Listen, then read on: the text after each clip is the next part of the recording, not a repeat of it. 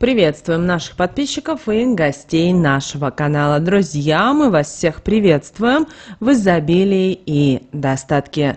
Сегодня, друзья, у нас с вами народные приметы, традиции и обряды на 18 июня. В этом видео поговорим о церковном календаре, поговорим о народном календаре, а также уделим внимание тому, что же можно и чего нельзя делать сегодня, 18 июня, по народным приметам.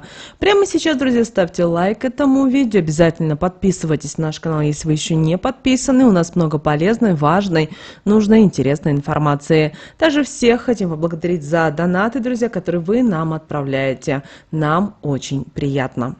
18 июня православные христиане чествуют память священномученика Дорофея Тирского, великого праведника, который своей жизнью и мученической смертью оставил неизгладимый след в истории церкви. Дорофей родился в 255 году в Антиохии и жил в III-IV веках, периоде великих испытаний и гонений на христиан. Дорофей родился в Антиохии, крупном центре раннего христианства. Его жизнь была примером праведности и верности христианским идеалам. И благодаря своим добродетелям и духовной мудрости он был возведен в сан епископа города Тира Финикии в современном Ливане. В начале IV века, в период правления императора Диоклетиана, христиане подвергались жестоким гонениям. Диоклетиан, стремясь возродить римские языческие традиции, начал массовые преследования христиан, рассматривая их как угрозу стабильности и единству империи. Епископ Дорофей был вынужден покинуть Тир и скитаться вдали от родных мест, спасаясь от преследований. Однако, несмотря на все трудности, он продолжал духовное руководство своей паствой, поддерживая верующих в это тяжелое время. После смерти Диоклетиана и прихода к власти императора Константина Великого гонения на христиан прекратились. Константин, ставший первым римским императором, принявшим христианство, объявил веру легальной и начал процесс восстановления церкви. Епископ Дорофей вернулся в Тир и продолжил свое служение, возглавив епархию почти на полвека. Под его руководством епархия пережила период духовного и организационного роста. За это время Дорофей стал известен своей мудростью, духовной глубиной и неустанной заботой о своей пастве. Однако спокойствие не длилось долго. В 361 году к власти пришел Юлиан Отступник, император, решивший возродить язычество и возобновить гонения на христиан. Несмотря на преклонный возраст, Дорофею было более 100 лет. Он был арестован одним из первых. Юлиан требовал от христиан отречения от веры и принесения жертв языческим богам. Дорофей отказался выполнять эти требования, за что его подвергли жестоким истязаниям, но, несмотря на физическую слабость, он стойко перенес мучения, сохранив верность Христу до конца. Не выдержав пыток, Дорофей предал свою душу Господу около 362 года. Православная церковь чтит память священномученика Дорофея 18 июня. Его жизнь и подвиг являются примером непреклонной веры и стойкости перед лицом жестоких испытаний. Верующие обращаются к святому с молитвами о заступничестве, укреплении веры и защите от зла. В иконографии святой Дорофей часто изображается в епископских облачениях с крестом в руках, символизирующим его мученический подвиг. Множество храмов и церквей по всему миру носят его имя, продолжая традицию почитания этого великого святого. В народном календаре 18 июня отмечается Дорофеев день, наполненный разнообразными обычаями и приметами, связанными с сельским хозяйством и растениями. В этот день крестьяне сажали огурцы, собирали сон траву и наблюдали за направлением ветра, чтобы предсказать погоду и будущий урожай. Дорофеев день считался благоприятным временем для посадки огурцов. Хозяйки выходили в огород, чтобы проверить, как растут растения. Особое внимание уделялось пустоцветам на огурцах. Если их было много, применялся особый ритуал с использованием старого лаптя.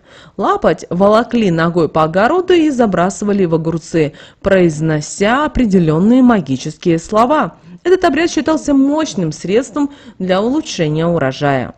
18 июня в Дорофеев день расцветает одно из самых загадочных и магических растений в народной традиции – прострел или сон-трава. Этот нежный первоцвет семейства лютиковых с древних времен использовался в различных ритуалах и народной медицине, а в наши дни занесен в Красную книгу. Прострел – это многолетнее травянистое растение, которое весной радует глаз яркими и крупными цветами. В зависимости от вида цветы могут быть и различных оттенков, от светло-желтого до насыщенного фиолетового. И прострел сегодня находится под угрозой исчезновения и занесен в Красную книгу, что обязывает нас к особо бережному отношению к этому растению. Его уничтожение или сбор в природных условиях строго запрещены. В народной традиции прострел наделен множеством магических и целебных свойств. Согласно поверью, люди, заснувшие на лесной полянке среди цветущих прострелов, обретают дар ясновидения. Считалось, что такие сны могут раскрыть тайны будущего и дать ответы на важные вопросы. И даже есть одна легенда о простреле. Однажды нечистая сила стала прятаться за прострел, скрываясь от людей и духов. Архангел метнул в эту траву громовую стрелу, прострелив ее сверху донизу. С тех пор нечистая сила обходит прострел стороной, не приближаясь к нему ближе 12 верст. Эта легенда объясняет, почему прострел использовался как мощный оберег. Кроме того, в старину прострел использовали в качестве снотворного, противовоспалительного и обезболивающего средства. Из него готовили настои и отвары, которые помогали при бессоннице, воспалительных заболеваниях и болях различного происхождения. Однако стоит помнить, что все части этого растения ядовиты, и неправильное применение может привести к отравлению. Сон-трава считалась мощным оберегом. Ее носили при себе, приносили в дом и закладывали в фундамент при строительстве зданий. Считалось, что это защитит дом от нечистой силы и принесет благополучие. Деревенские колдуны использовали сон-траву для снятия с глаза и наведения порчи. В этих ритуалах прострел выступал как средство, обладающее сильной магической энергией. Прострел хранили в доме как защитный амулет. Считалось, что он отпугивает злых духов и защищает домочадцев от всякого рода негатива. Наши предки верили, что растение способно нейтрализовать любые попытки нанести вред его обладателям. При строительстве нового дома сон-траву закладывали обязательно в фундамент. Это было не просто символическим актом, но и мощным магическим ритуалом, направленным на защиту жилища. Верили, что после этого можно было жить спокойно, не опасаясь нападения темных сил и различных бедствий. Несмотря на свои полезные свойства, прострел использовался и как яд. В народной медицине знали, что неправильное или чрезмерное употребление сон-травы может быть опасным. Этот аспект делал растение еще более загадочным и обуславливал осторожное отношение к нему. Наши предки верили, что сон-трава обладает пророческой силой. Знахари собирали ее рано утром, далее опускали в холодную ключевую водичку и вынимали в полдень. Особо значимым считалось вынимать траву в полнолуние, когда она якобы начинала шевелиться. Цветет это загадочное растение ночью желтыми, голубыми и бирюзовыми цветками, что добавляет ему мистический ореол. Сон-траву часто клали под подушку, чтобы увидеть вещий сон или получить ответ на интересующий вопрос.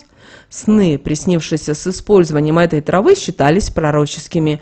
Если во сне являлась молодая девушка или добрый молодец, это предвещало счастье. Если же снилась старуха с клюкой, ведьма или баба-яга, это считалось плохим знаком.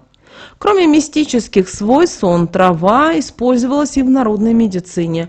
Растения применяли как оберег, носили при себе, приносили в дом и клали под угол при постройке жилища. Считалось, что это защитит дом от нечистой силы и принесет благополучие. 18 июня крестьяне особенно внимательно следили за направлением ветра. Эта народная примета помогала предсказывать погоду и планировать сельскохозяйственные работы.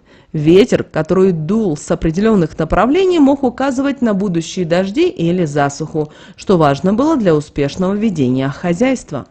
С Дорофеева дня начинались самые короткие ночи в году, которые назывались воробьиными. Это название связано с тем, что ночи были настолько короткими, что воробьи едва успевали заснуть. Эти ночи отмечены особой энергетикой. Считается, что в это время природа и человек находятся в особом гармоническом состоянии. Этот день не только являлся временем для различных хозяйственных дел, но и наполнен приметами, которые помогали крестьянам предсказывать урожай зерновых культур и других растений. Мудрость наших предков, основанная на многовековых наблюдениях природы, продолжает восхищать и вдохновлять нас. В Дорофеев день крестьяне пристально следили за погодой и природными явлениями, чтобы предсказать будущий урожай. Если на Дорофея стояла ясная и теплая погода, это было хорошим знаком. Считалось, что в таком случае будет обилие пшеницы и овса. Радостные крестьяне уже заранее готовились к сбору богатого урожая, зная, что им хватит зерна на весь год. Утреннюю росу на цветах тоже внимательно наблюдали. Если влаги было много, это предвещало хороший урожай. Крестьяне начинали готовить амбары под будущий сбор зерновых культур, уверенные в благополучии своего труда. Туман над водоемами в этот день предвещал изобилие грибов в лесу. Крестьяне понимали, что лето будет благоприятным для грибников и готовили лукошки для будущих походов в лес. Если утром ощущался запах трав, это было предвестием дождя. Крестьяне заранее готовились к непогоде, защищая урожай и хозяйственные постройки. Дорофеев день свои именины отмечают: Гавриил, Георгий, Гордей, Дмитрий, Дорофей, Игорь, Константин, Леонид, Марк, Михаил, Николай, Петр и Федор. Люди, рожденные в это время, отличаются особыми свойствами. Это люди, которые всегда готовы прийти на помощь другим, проявляя доброту и заботу. Также они ценят справедливость и честность как в личной, так и в общественной жизни. Если они ставят перед собой задачу, то обязательно добиваются ее решения. Наши предки посвящали этот день различным хозяйственным делам. Работы было много, но благодаря особой энергетике дня усталость практически не чувствовалась. Женщины занимались домашними делами, убирали, стирали и наводили порядок в доме и в хлеву. В это время работа спорилась и приносила радость. Особое внимание уделялось и посадке огурцов. Для этого использовали старый лапоть, который тащили ногой в огород и закидывали в грядку. Этот ритуал считался залогом хорошего урожая. Также в Дорофеев день существовала примета, что если прополоть все грядки, то сорняков больше не будет. Это был важный обряд, который помогал поддерживать огород в порядке и обеспечивал хороший урожай. Дорофеев день, отмечаемый 18 июня, богат народными приметами и запретами, которые предостерегают от различных опасностей и несчастий. Эти поверья, передаваемые из поколения в поколение, помогают сохранить мир и гармонию в семье, избегать неприятностей и защититься от негативных воздействий. Давайте мы с вами и рассмотрим, чего категорически нельзя в этот день делать и почему. Одним из самых известных запретов Дорофеева дня является предостережение от нахождения на улице после полуночи. Считается, что ночь на 18 июня самая короткая в году, часто называемая воробьиной ночью. Несмотря на короткую продолжительность, она может принести с собой сильный ветер и дождь. В народных поверьях говорится, что многие воробьи не выдерживают этих погодных условий и погибают. Такая же участь может постигнуть и человека, оказавшегося в эту ночь на улице. Чтобы избежать беды, наши предки советовали оставаться дома или, если выход на улицу неизбежен, обратиться обязательно за защитой к святому Дорофею. Дорофеев день не рекомендуется брать в руки ножи, иголки, ножницы. Эти предметы напоминают зубы волка и могут привлечь серых хищников в хлеву, что особенно опасно для тех, у кого есть домашний скот. Но даже если в доме нет животных, использование таких предметов может принести несчастье. По народной примете, работа с ножами, иголками и ножницами в этот день может привести к семейным ссорам, порезам и другим неприятностям. 18 июня нельзя было спорить, особенно по мелочам. Считается, что святой Дорофей может наказать за такие действия, и мелкие конфликты могут перерасти в серьезные ссоры и разногласия. В этот день рекомендуется проявлять терпимость и понимание, откладывая решение спорных вопросов на другое время. Сохранение мира и гармонии в доме и на работе – это главная задача на Дорофеев день.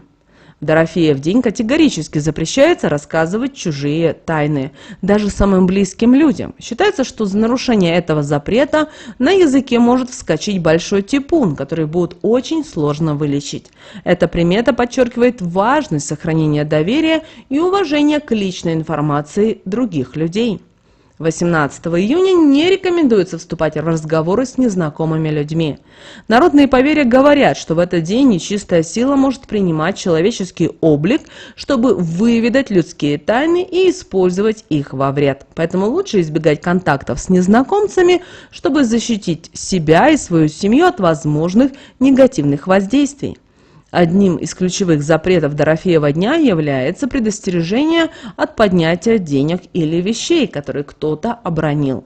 Считалось, что такой поступок может привести к беде, человек может заболеть или обнищать.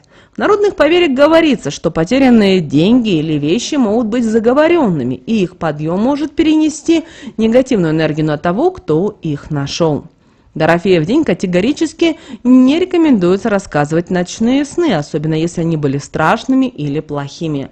Народные приметы говорят, что такие сны могут стать реальностью, если о них говорить. Считалось, что сны на Дорофеева дня имеют особую силу и могут предсказывать будущее.